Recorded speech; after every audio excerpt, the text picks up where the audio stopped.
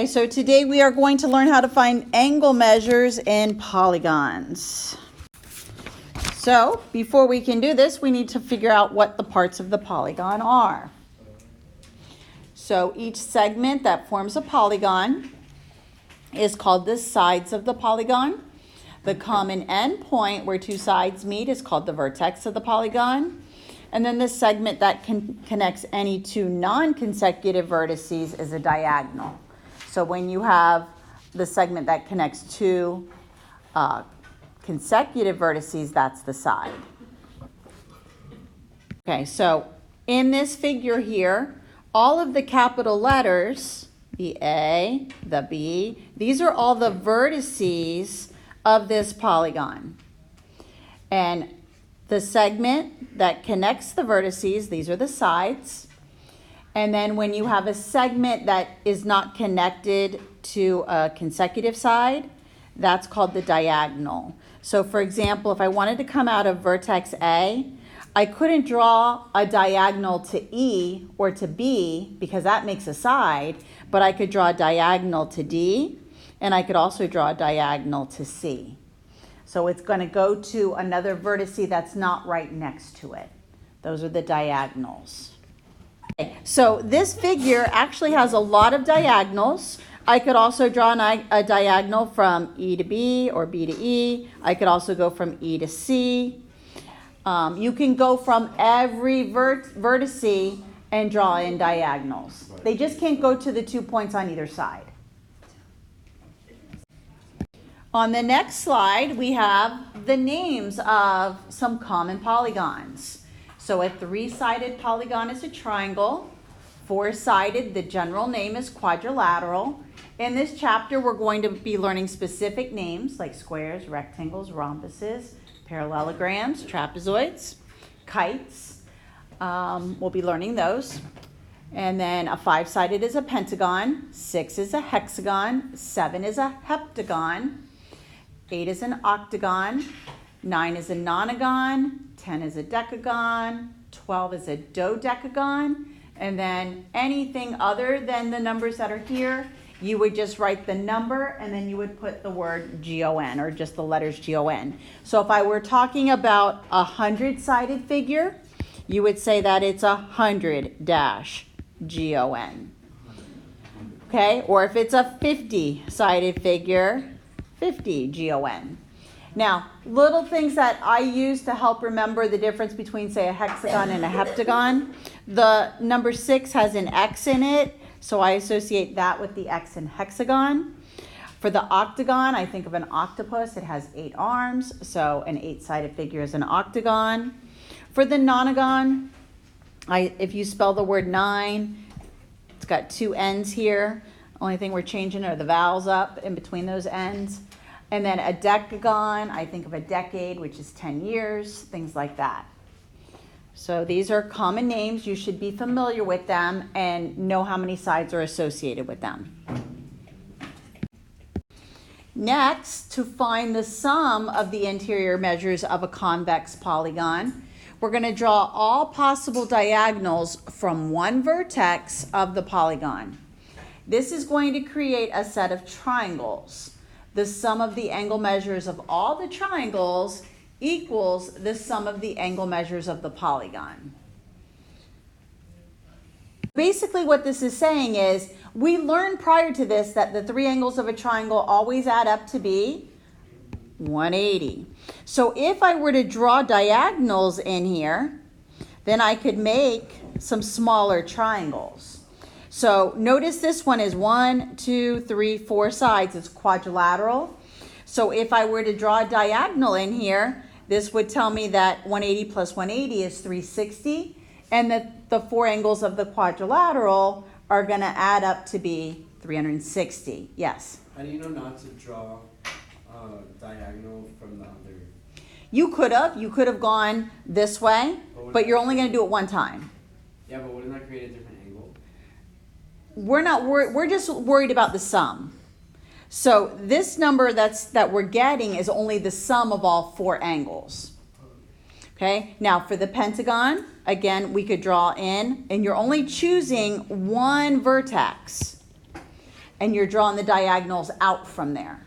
So then I have 3 triangles here. So 180 times 3, and I get 540. So that would be the sum of a pentagon. And then we could do the same thing for the hexagon. However, when you're trying to find the sum of a polygon, you don't need to worry about drawing in diagonals and adding up the 180s. All we need to do is memorize this formula down here at the bottom, and where n is going to represent the number of sides in our polygon. So for example, the formula is number of sides minus 2, and then I multiply it by 180. We're always subtracting 2 from the number of sides. So if I were to test it out for my triangle, there are 3 sides in a triangle. I'll subtract 2 from it, and then I multiply that by 180. So 1 times 180. So this tells me that the sum of the 3 angles of a triangle equal 180 degrees. If it were a quadrilateral, that has 4 sides. So I would do 4 minus 2, and then get 2 and times 180, and I get 360. So really, you don't need to memorize all of these numbers. Just memorize the formula and the number of sides in each one of the polygons. And then you could just calculate it. So on the next slide, now they're talking about this formula as a theorem. So the polygon interior angles theorem is going to be the number of sides minus 2 times 180. And this will give you the sum of all of the angles in your polygon. A corollary to that theorem is telling you that the sum of the measures of the interior angles of a quadrilateral is 360. Now, back when we did triangles, we probably had a corollary or a theorem that said that the 3 angles of a triangle equal 180. So this is the same thing, but now they're just telling you that the quadrilateral is 360. Now, again, you can just memorize the formula and not necessarily memorize that quadrilaterals are 360. However, this whole chapter is going to be quadrilaterals. So you might want to save time, and instead of having to do number of sides, 4 minus 2 times 180, and then do 2 times 180 to get to your 360, just memorize this corollary that says that all angles of a quadrilateral are 360. The next one is another theorem. Now we're going to talk about exterior angles. So the polygon exterior angles theorem states that the sum of the measures of the exterior angles of a convex polygon, one angle at each vertex, is 360. Now, when we're talking interior angles, that sum will change.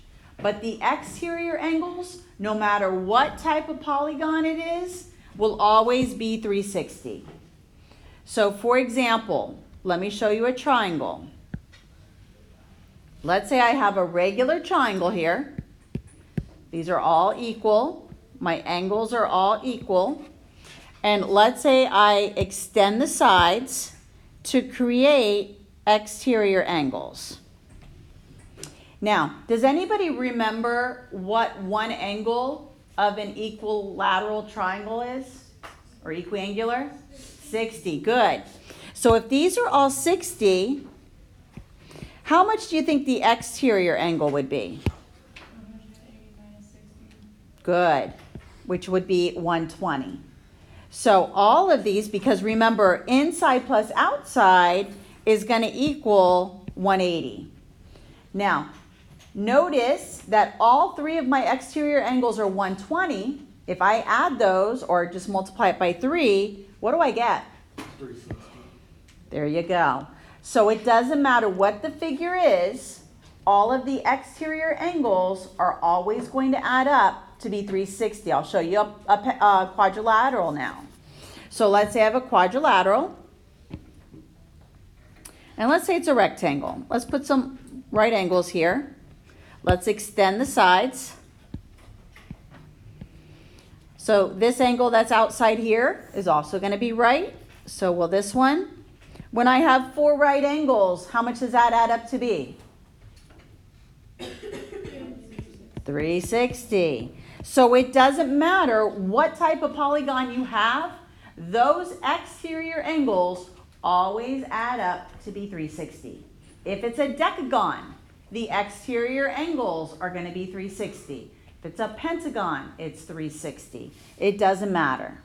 Let's see who's paying attention. How much do the exterior angles of an octagon add up to be? 360, good. Okay, don't get this wrong on the test. It's an easy question. Every answer is 360. Okay, only for the exterior. The interior angles, you have to do the formula. The number of sides minus 2 times 180. So now we're going to talk about interior angles individually.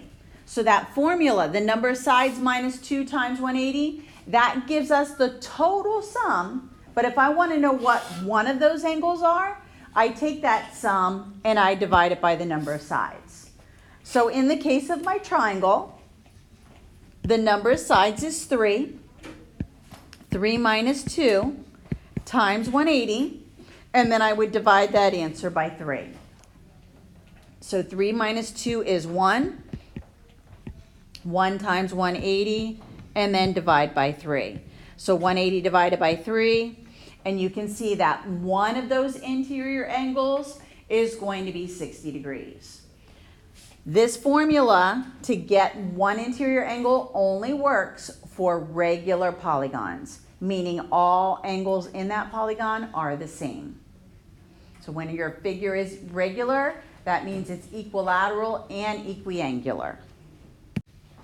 All right, so let's try this one. Now, notice in this example, they only want sum. So let's answer, we'll do part A first. Let's do the interior angles. So what's that formula we need to do? Number minus 2 times 180. Good. All right, so we don't want to find the sum, so we're not going to divide. How many sides are in a heptagon? 7. So we're going to do 7 minus 2 times 180. So 7 minus 2 is 5. 5 times 180 is 900. So the interior angles of a heptagon add up to be 900. How much would be the sum of the exterior angles in a heptagon? 360. We don't need to do anything. We just need to memorize that fact. Now we'll do the 17agon. So we're going to do 17 minus 2 times 180. 17 minus 2 is 15. Going to multiply. And I get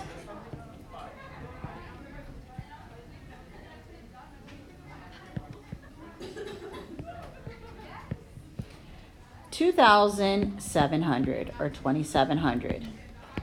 And then the exterior angles of that 17agon? 360.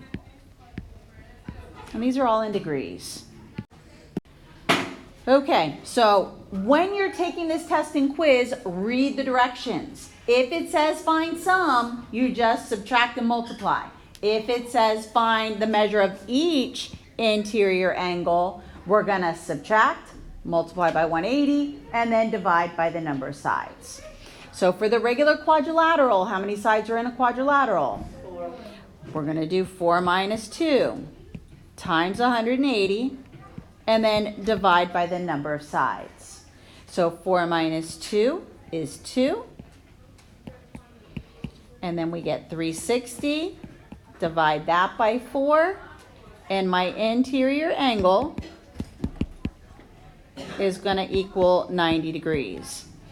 Now, notice for the exterior angle, remember that sum is always 360. And when I do 360, I just did it. I just divided it. So the exterior angle on this one is also going to be 90 degrees. Now, one way that you could check your answers, remember in the figure that I drew, my triangle here, and this was 60. And remember, the inside plus the outside are sitting on a straight line. So one thing you could do to check your answer is these two angles, the inside plus the outside, they're sitting on a straight line. So when you add them, they should add up to be 180. So if you were confident in your interior angle answer, you could just subtract it from 180 to get your exterior.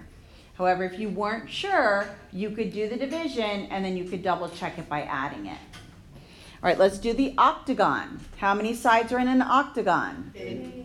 So we're going to do 8 minus 2 times 180 and then divide it by 8. So 8 minus 2 is 6. So I'm going to do 180 times 6. And I get 1,080. And now I have to divide that 1,080 by 8.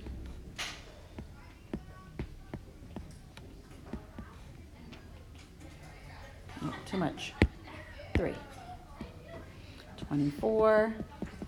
135. So one interior angle, or all the interior angles, equal 135 degrees.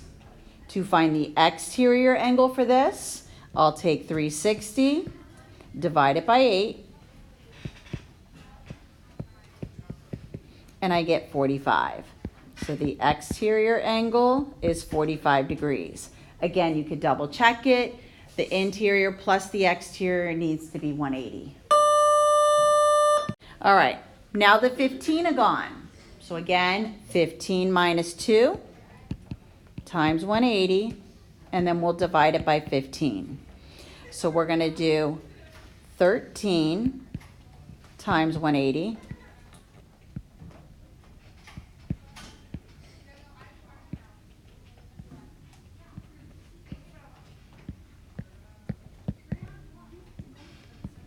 $23.40, and then I'm going to take that $23.40, divide it by 15,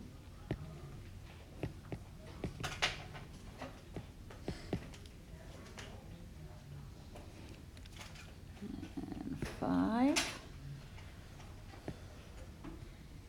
75,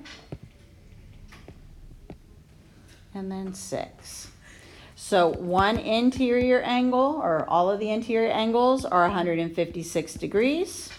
I could take the 360, divide it by 15, 2, and 4. And it's 24 degrees. Again, those should add up to be 180. So this is the exterior. Last one, we'll do the 20agon. So again, same formula, 20 minus 2 times 180, divide by 20. So 18 times 180, divide by 20. So 180 times 18.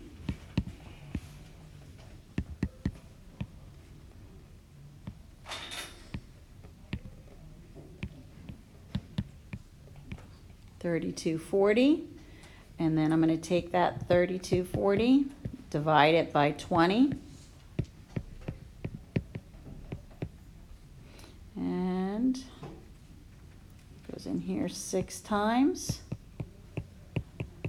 and then it goes in twice. So the interior is 162, and then to find the exterior, either subtract that from 180 or 360 divided by 20, and then it goes in 8 times. So 18 degrees would be the exterior angle.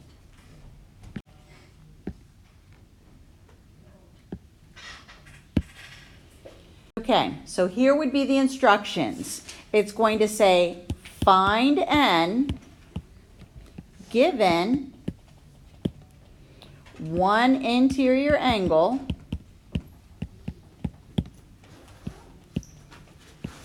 equals 135 degrees. So what we're going to do, N is the number of sides. n is the number of sides. So we need to figure out what type of figure has an interior angle of 135 degrees. So I'm going to do n minus 2 times 180 divided by n equals 135. Here comes our algebra. Okay, first thing I'm going to do is get rid of the fraction. So I'm going to multiply both sides by n to get rid of the fraction. And now I have n minus 2 times 180 equals 135n.